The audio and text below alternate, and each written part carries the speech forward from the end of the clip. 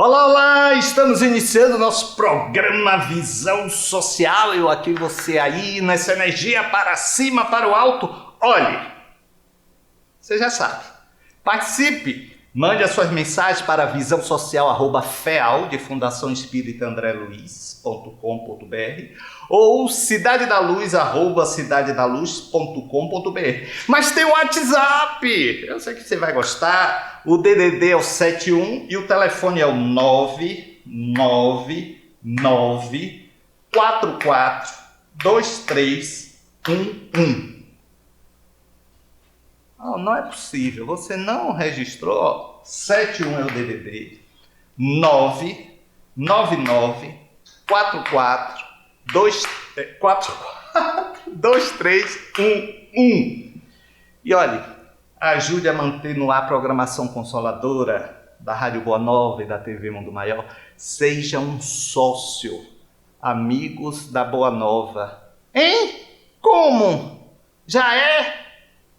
Já levou gente também?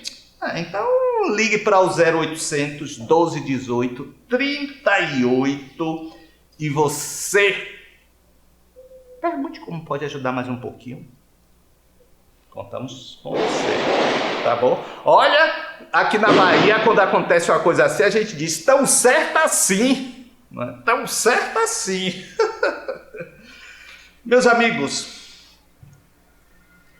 olha, como é o nome do nosso programa? Visão Social. Visão Social. E o que a gente viu aí com esse senador Chico Rodrigues, hein, gente? O que foi isso, pelo amor de Deus? E sabe qual é o problema? O problema é que a gente ainda vê um processo. Esse povo não está mais cara de pau, não. Eu acho que já está até no cinismo. A gente vê uma mobilização dos iguais a ele de proteção. Eu só me lembro dos antigos dizendo, olha, quando você via a barba do outro pegando fogo, coloque a sua de molho. E mais, quem tem telhado de vidro não joga pedra nos outros. Então, quer dizer, eles protegem porque ficam com medo de que se chegue até eles. Não é essa a lógica? A lógica é essa. Mas, pelo amor de Deus, viu? Eu vou dizer uma coisa. A gente fica porque ninguém está falando da coisa em si. E ele ainda veio com a explicação de que foi o ímpeto, porque era dinheiro para pagar os funcionários. Eu acho que é desrespeitar um pouco não, né? Muito a nossa inteligência. Mas vamos lá, viu? Ai. Pois é. E aí ele pediu afastamento. Quem é o suplente dele? O filho. Olha, eu só me lembro das capitanias hereditárias do Brasil Colônia. Vamos aqui responder suas perguntas. Edinalva Mata, é do Rio de Janeiro. Outra coisa, o Rio de Janeiro, Edinalva, mais de 50% em controle da milícia. Jesus.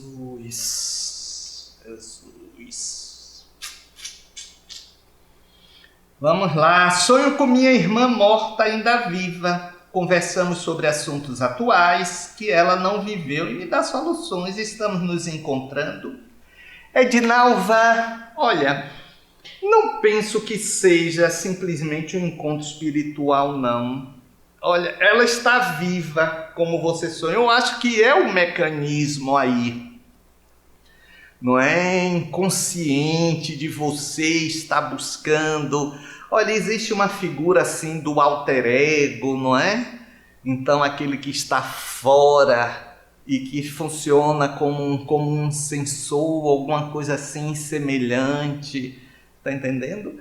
Eu penso que seja mais isto, porque olha, um sonho com a pessoa desencarnada, você vai ter a consciência de que a pessoa está desencarnada, você sabe que ali é o mundo espiritual. Tá entendendo, Edinalva? Então, eu penso que seja mais um mecanismo seu aí, fisiológico. Mas que bom que está lhe ajudando a refletir, não é? A encontrar soluções, não é? Que bom. Arlete Belo é de Ribeirão das Neves, Minas Gerais. Um senhor, sem eu pedir, leu minha mão quando eu era solteira e jovem. Disse que meu casamento ia ser com um homem mais velho e que eu ia ter 2 filhas e ficar viúva. Meu marido é mais velho.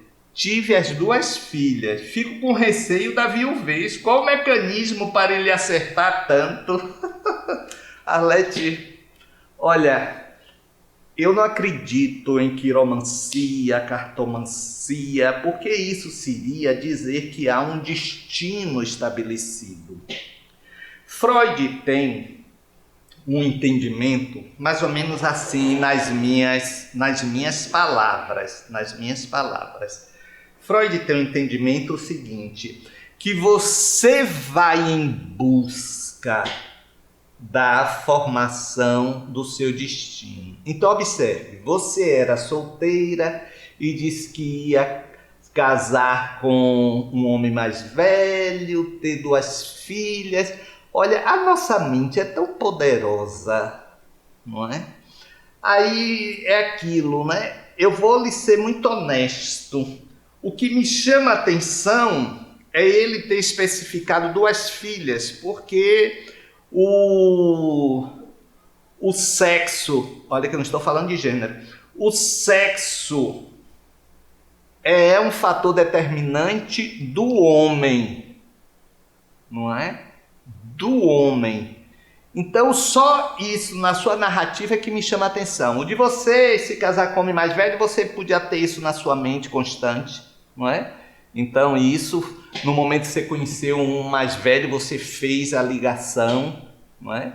Se tivesse dito apenas 2 filhos, poderia ser o seu mecanismo também, mas 2 meninas, então só é a única coisa que eu me pergunto. Mas o destino não está estabelecido, ele é reflexo, não é?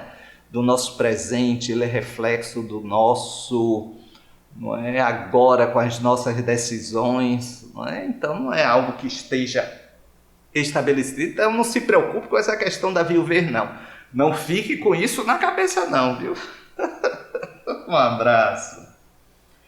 Tatiana Malheiro é aqui, de Feira de Santana, na Bahia. E essas sementes da China, hein?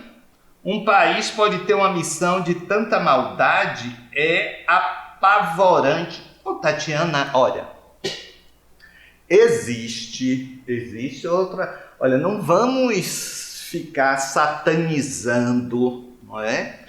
A China, que a gente sabe, né? A China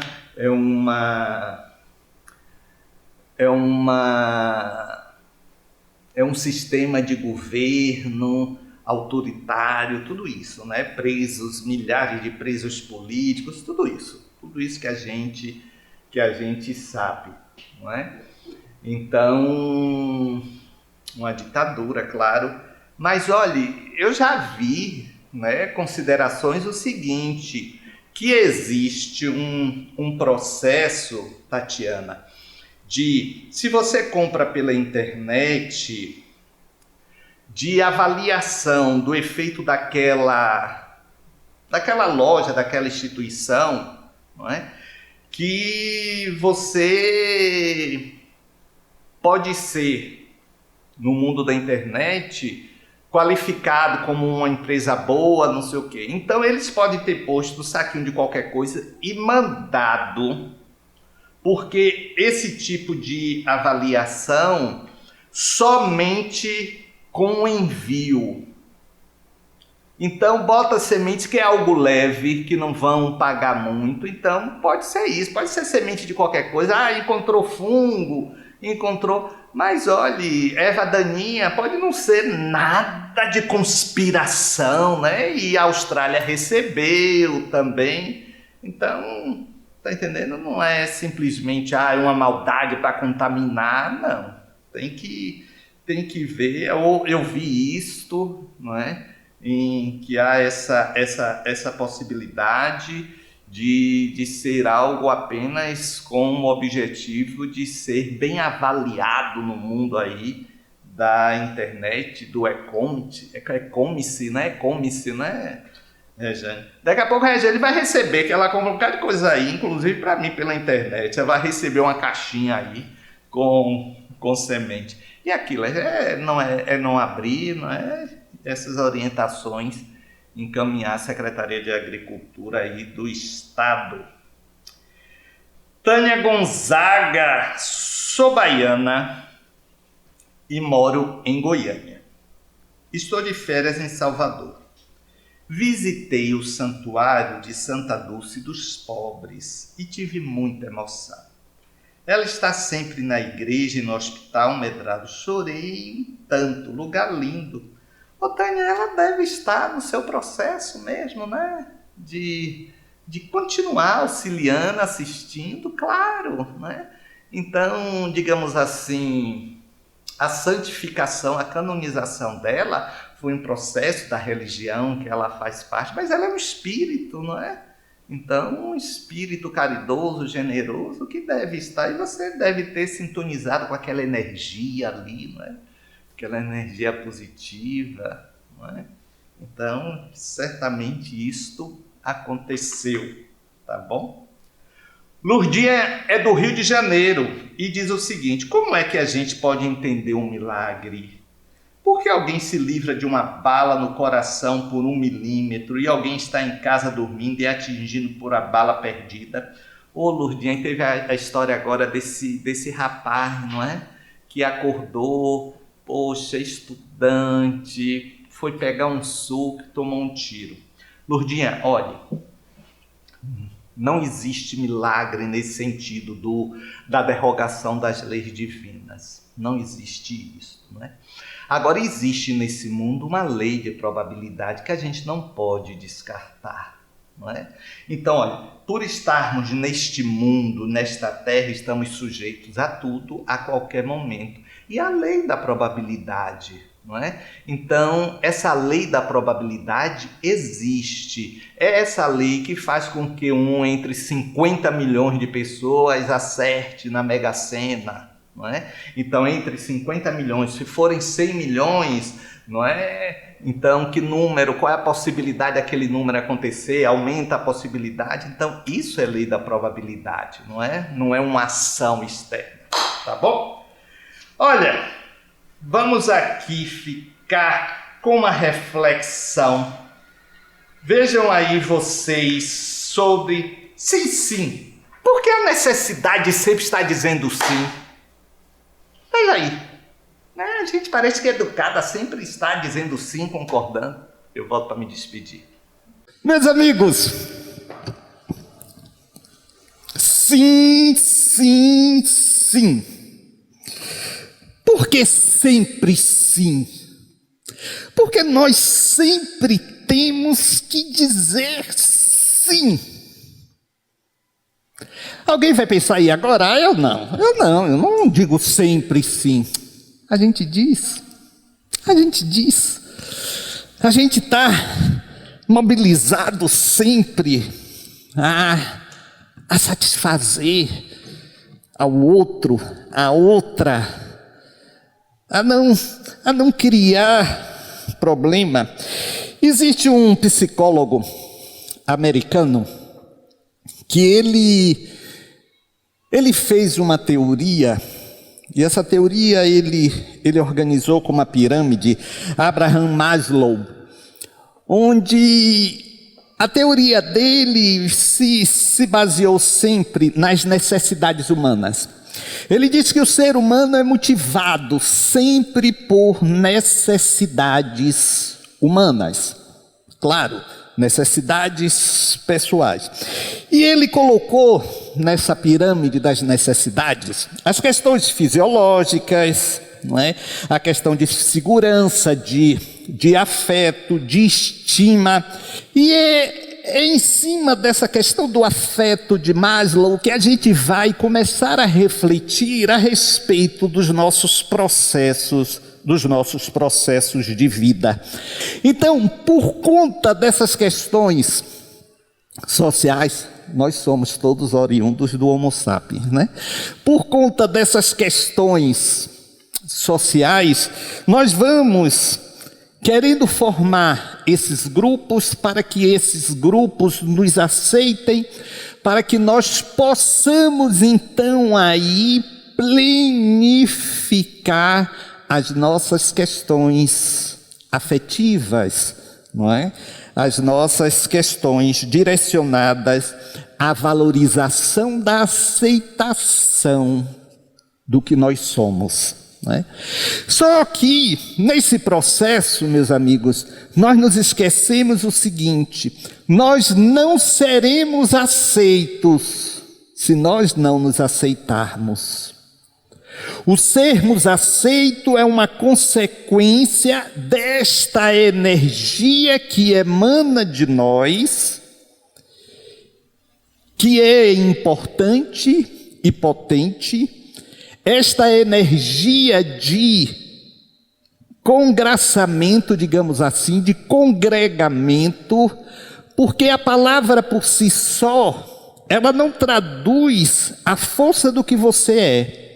Então você pode dizer que ama alguém, mas o que você reveste nestas palavras é que vai bater no outro, na outra, como algo de consistência. Então, se nós não nos aceitamos, como é que vamos, digamos assim, temperar para que os outros percebam e sintam esse acolhimento, este afeto por nós? Então, em nome dessa necessidade da adaptação social que nós sempre vivemos em busca, desta aceitação, nós fomos levados, sobretudo a nossa cultura latina, e talvez até especialmente a brasileira, fomos levados socialmente a dizer sempre sim. Algumas pessoas que guardam a assertividade, e essa assertividade na linguagem de Maslow, é exatamente uma espécie de, é assim mesmo. E a gente vê as pessoas evoluindo, crescendo, mas ainda com esta dificuldade do não. Meus amigos, eu não estou falando aqui de um processo em que se há uma negociação, não é? Que se há, poxa, quem é voluntário da Cidade da Luz sabe que tem coisas que não podem ser feitas, porque a Cidade da Luz tem critérios, tem um estatuto, tem normas. Eu não falo em relação a essa questão, a essa transgressão. Eu digo a vontade, a nossa vontade, não é? A vontade de não querer ir toda semana em determinado lugar, mas a outra pessoa quer, então você vai e fica mal-humorado, não queria ir porque eu tenho que estar aqui, que porre, mas não diz não. Não é? Não diz não. Eu já comentei aqui que nós, brasileiros, temos até uma educação muito hipócrita. A nossa educação é hipócrita. É aquela educação de que está se sentindo incomodado, mas fala, não, que nada, bobagem. Isso é uma educação hipócrita. Você não vê isto em países da Europa, vê coisas até piores, mas isso você não vê. Não é? Porque as pessoas lá são muito pragmáticas. Então nós aqui somos hipócritas e mentimos, não é? Se for para mim, diga que eu não estou. Só para não dizer que não pode atender naquela hora. Se for para mim, diga que eu não posso atender. Ah, mas isso vai ser ofensa. As pessoas vão se ofender. Não é? Mas vamos entender agora aqui com as posições porque nós não aprendemos a dizer não, segundo Maslow. Vamos lá, Amanda, por favor. Apague aqui, por gentileza. Vamos lá. Então, muitas vezes a gente não diz não porque temos medo de perder as oportunidades. Quando ficamos com medo de dizer não para alguém, muitas vezes ficamos com medo de perder uma oportunidade presente ou futura. É aquela questão do eu não vou dizer não para que portas não se fechem. Isso aí tem muito a ver com as questões, não é, sociais e profissionais. Então você não precisa sair dizendo não. Mas não precisa se violentar sempre com um sim dentro daquilo que você percebe que não seja justo nem digno. O medo de ser mal educado, queremos ser bonzinhos. Olha, não é uma verdade grande isso, não é? Porque a gente, como eu disse aqui, a gente tem medo, não é? De dizer não e o não ofender, como geralmente ofende. Tem pessoas que não gostam de dizer não.